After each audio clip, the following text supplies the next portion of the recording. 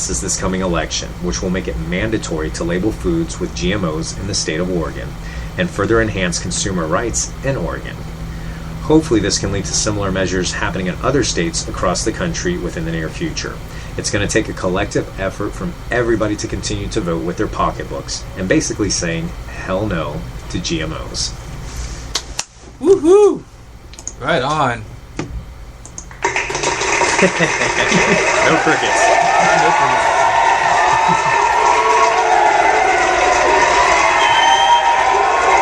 What a great article, huh?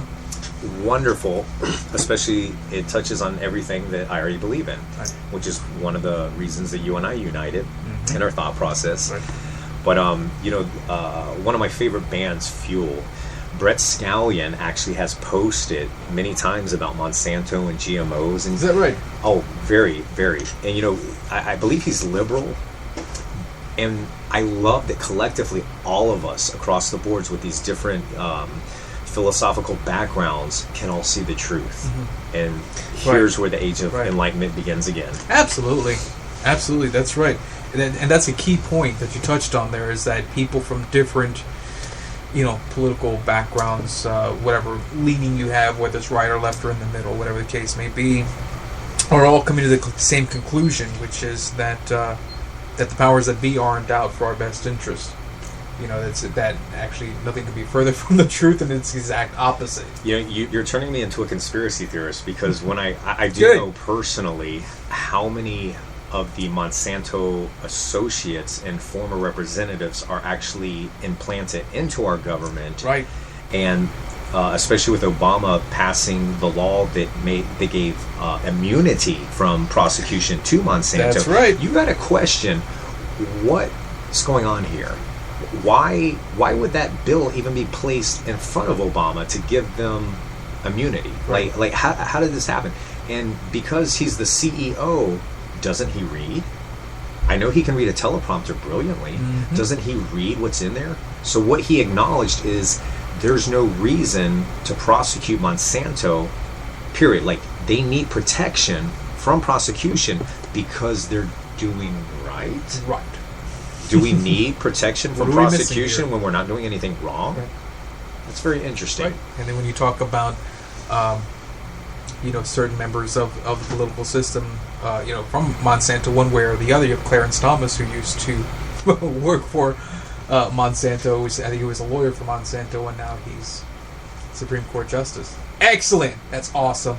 I think they should all be forced to eat GMO products for the duration of their term. Exclusively. For the duration of their term. Well, you know what? Let's take it a step further. For the duration of their life, if that's what they believe in. Right. If it's such a great product. Yeah, no more organics for you guys. Right. GMO products all the way to you and your kids. And, in 50 years after the experiment's done, if they last that long, then we can make a educated decision. Right. Until then, no definitive legislation protecting Monsanto. Right. Let's just wait to see what happens to all the people that work there. I had seen a meme earlier that reminded me about what you were saying. It's not exactly along the lines of what you were saying, but it did remind me of what you were saying in regards to the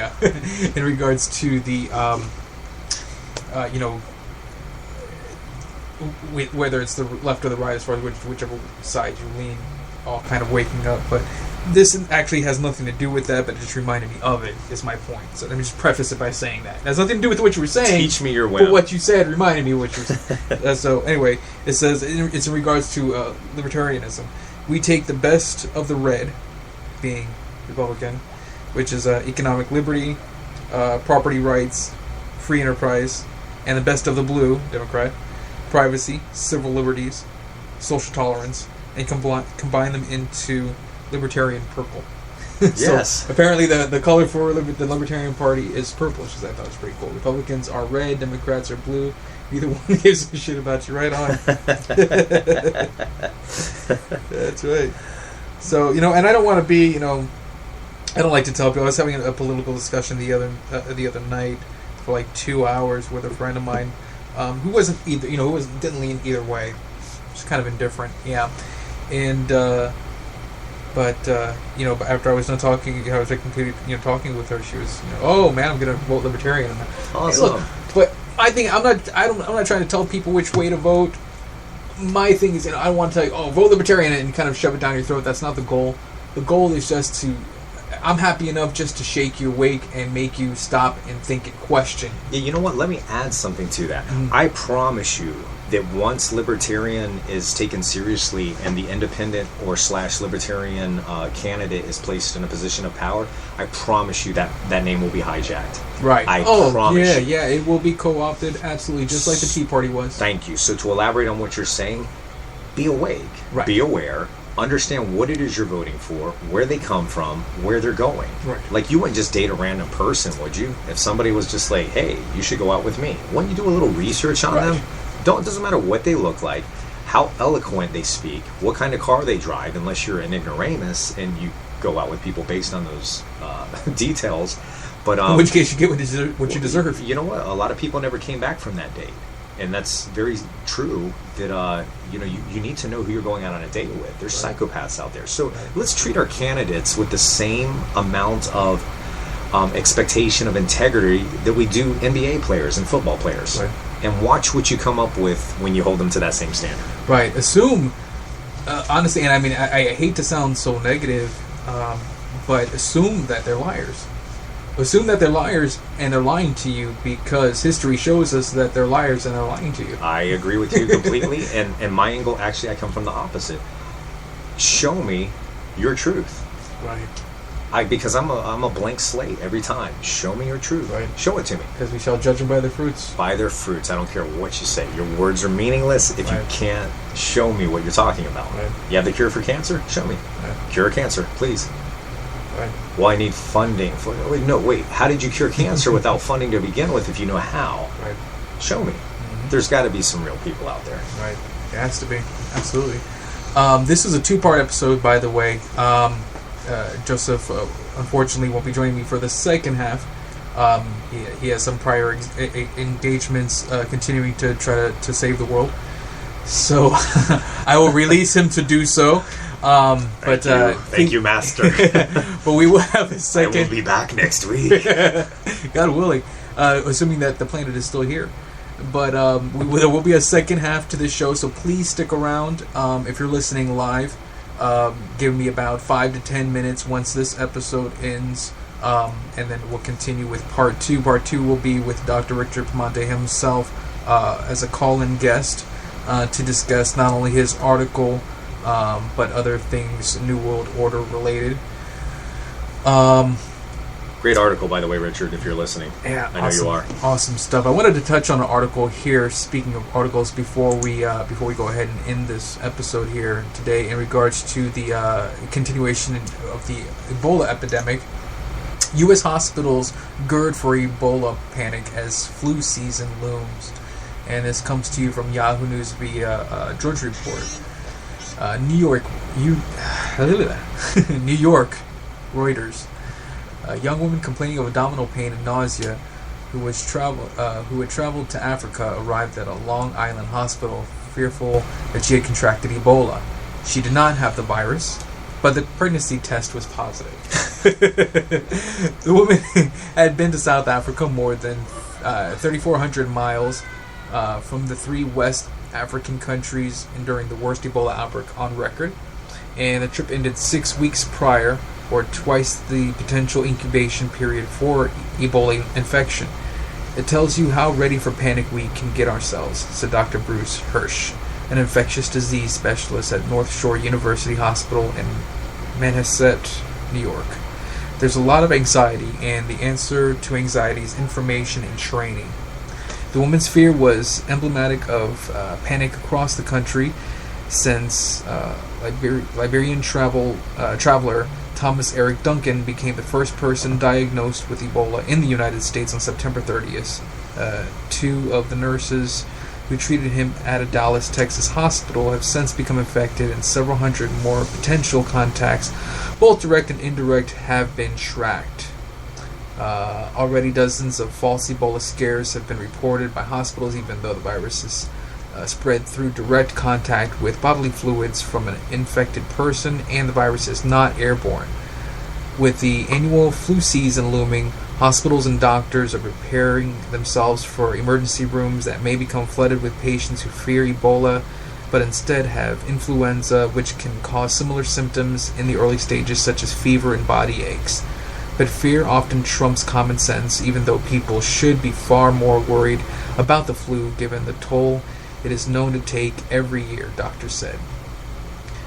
You're far more likely to die at this point from not receiving a flu shot. I don't know about that one, said Dr. Samson Davis, an emergency medicine physician at Meadowlands Hospital Center in Secaucus, New Jersey. All right, so I'm going to stop there. Two points I want to touch on. One, stop freaking panicking. It's not an epidemic yet, not here anyway. So chill out, especially because we do have flu season, like the article touched on, and you are going to get symptoms similar.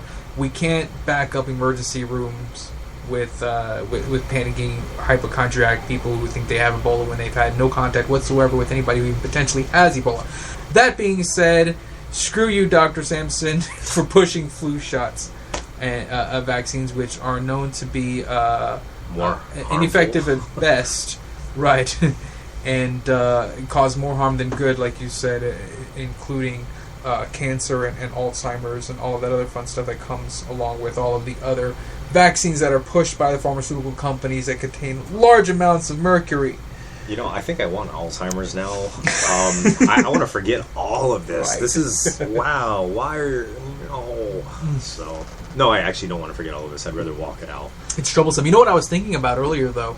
And again, and look, I'm not the fearmonger type, but I do like to think. You know, I know the powers that be don't like when we do that, but I was thinking about the fact that one thing that I haven't seen anybody talk about, especially here in Florida, being a native Floridian, knowing the mosquito problems that we have here due to the humidity, what is and I'll probably ask Dr. Bramante about this when I have him on later, what is the potential of contracting Ebola from a mosquito? You know, if we have somebody who, say, flies in from Africa into South Florida because they haven't stopped any of the flights coming in yet. Right. Thanks, Obama. And somebody comes in. It's not his problem. Oh, wait, yeah, it is. Never mind. He's the president of the free world. Yeah. But God forbid he do his job. But what if we get somebody who flies in from Liberia or whatever the case may be? He's got another green to hit. He's going to tee off in the morning. Well, look, priorities, man. Yeah. First things come first.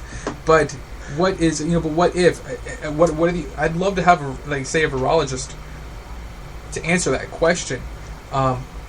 What if we get somebody who flies in from Liberia, a native African who has Ebola, flies in from Nigeria or Liberia, whatever the case may be, that has Ebola and gets a mosquito bite, and that mosquito flies on and bites somebody else? And that person gets infected. What are 30 the more odds? Mosquitoes bite that person over the course of time. Blah blah blah. What is it possible? That is a very good question, because is Ebola something that has to have a temperature maintained? Like, for instance, HIV, that was a big scare with that. And well, I don't think so, because from what I've read so far is that though it's not airborne, if you have you have the potential to contract it if you have any direct contact with bodily fluid, right, even outside of the body. So you don't necessarily have to kiss somebody with Ebola. If they vomit onto something and you touch that vomit and then you put the vomit somehow in your mouth, so it can stay alive for what is the outside period of the body. I think if I remember when I read an article, I think it said about 2 hours. Can live outside of the body for 2 hours. That's good news and bad news, because 2 hours is a lengthy period of time.